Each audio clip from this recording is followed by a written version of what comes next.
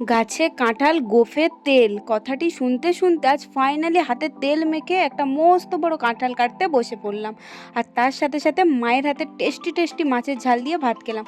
তাহলে দেরি কেন, ভিডিওটা একদম প্রথম থেকে চলো শুরু করা যাক। Hello, good morning and welcome back to my another daily blog. আমি তোমাদের বিথিকা। কেমন আছো তোমরা সবাই? তো আজকে সকালে ঘুম থেকে উঠে আমি প্রথমে এক গ্লাস গরম জল করে তার মধ্যে একটু লেবু আর মধু দিয়ে খেয়ে নিলাম। আর তারপর মা এখানে করে দিল গরম গরম দুধ চা। মা বাড়ি থাকলে বেশ ভালোই লাগে, কোনো তো কাজ করতে হয় না, উল্টে মাই সব কাজ করে খাবার করে মুখের সামনে এনে দেয়। তো তারপরে চা খাচ্ছিলাম, এখানে আমি চা আর বিস্কিট খাচ্ছিলাম, আর ওদিকে মাও খাচ্ছিল চা। আর আমি আর মা একটু গল্প করছিলাম। বাড়িতে এমনি থেকে তো একা থাকি, তো নিজের মতো খাই, নিজের মতো থাকি। আর মা থাকলে তখন একটু গল্প করে খাওয়া হয়, বেশ ভালোই লাগে। তারপর চা খেয়ে স্নান টান করে ছাদে গেছিলাম জামা কাপড়গুলো মেলতে।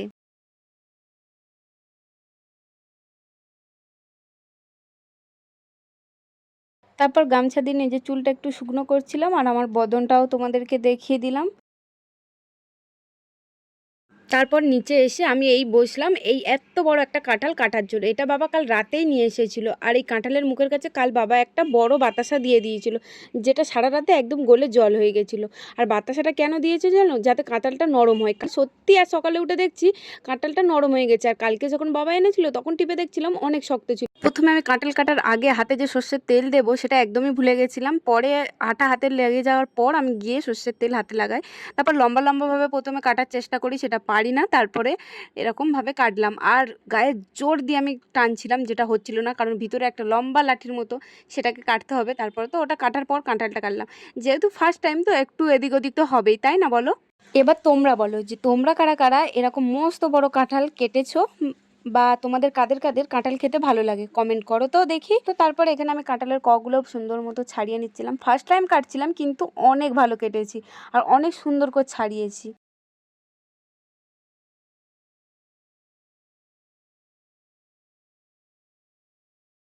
এই দেখো, কাঁঠালগুলো এত সুন্দরভাবে ভিতরে থাকে, দেখতেই যে কি ভালো লাগে কি বলবো। কিন্তু কাঁঠালে এত আঠা থাকে, আমার গোটা হাতে ভরে গেছে।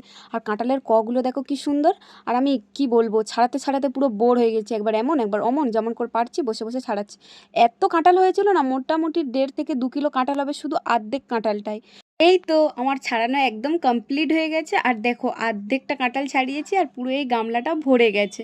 আর জায়গাই নেই রাখার মতো, আর আর্ধেকটা মতো আছে, সেটা থাকুক, আবার পরে কাটা হবে। তারপর আমি একটা টিফিন বাক্স করে কিছুটা কাঁঠাল কয়েকটা ভরে দিচ্ছিলাম, কারণ মা এখন যাবে বেহালাতে দিদার বাড়িতে। তাই দিদার জন্য আমি এটা একটা টিফিন বক্সে ভরে দিলাম, আর আমি কয়েকটা এখানে নিয়ে নিলাম খাওয়ার জন্য। কাঁঠালটা যে এত মিষ্টি হবে সেটা আমি ভাবতেই পারিনি। এখানে আমার রিয়াকশানটা দেখেই তোমরা বুঝতে পারবে যে কাঁঠালটা খেতে কতটা ভালো ছিল। আর সত্যি এটা অনেক মিষ্টি ছিল আর অনেক ভালো ছিল। আর সব থেকে আমার ভালো লেগেছে কাঁঠালটা, কারণ শক্ত শক্ত ছিল। নরম হয়ে গেলে না সেই কাঁঠালটা খেতে একদমই ভালো লাগে না।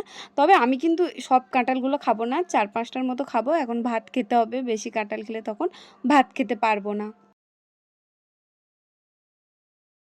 তো তারপর তোমাদেরকে তো বললাম মা যাবে দিদার বাড়িতে, তাই দিদার জন্য একটু আম তেল পাঠাচ্ছি। দিদা অনেক পছন্দ করে এরকম আম তেলের আচার খেতে।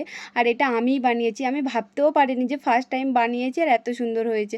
আমি অনেক দিন ধরে ভাবছি দিদার জন্য নিয়ে যাব, কিন্তু আমি যতবার যাই ভুলে যাই।